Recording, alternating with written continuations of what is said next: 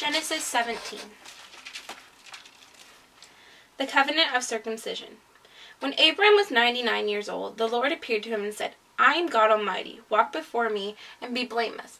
I will confirm my covenant between me and you and will greatly increase your numbers.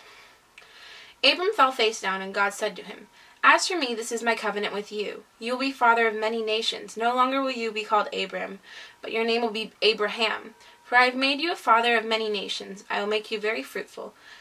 I will make nations of you, and kings will come from you. I will establish my covenant as an everlasting covenant between me and you and your descendants after you for the generations to come, to be your God and the God of your descendants after you. The whole land of Canaan, where you live now, or where you are now an alien, I will give you an everlasting possession to you and your descendants after you, and I will be their God. Then God said to Abraham, As for you, you must keep my covenant and your descendants after you for the generations to come. This is my covenant with you and your descendants after you, the covenant you are to keep. Every male among you shall be circumcised. You are to undergo circumcision, and it will be the sign of the covenant between you and me. For the generations to come, every male among you who is 8 days old must be circumcised, including those who are born in your household or bought with money from a foreigner. Those who are not your offspring, whether born in your household or bought with your money, they must be circumcised. My covenant is in your flesh, is to be everlasting covenant. An uncircumcised male who has not been circumcised in the flesh will be cut off from his people and will be broken my covenant. God also said to Abraham, As for Sarai, your wife, you are no longer to call her Sarai. Her name will be Sarah.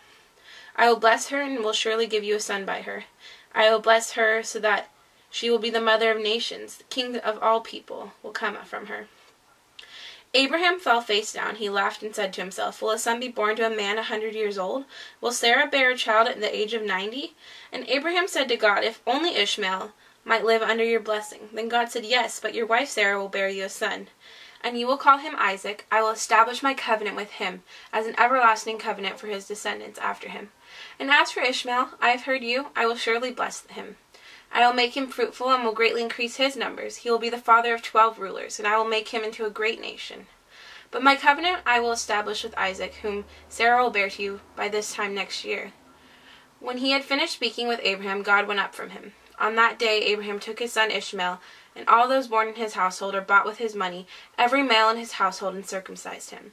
Them, as God told him. Abraham was 90 years old when he was circumcised, and his son Ishmael was 13. Abraham and his son Ishmael were both circumcised on the same day, and every male in Abraham's household, including those born in his household or bought from a foreigner, was circumcised with him.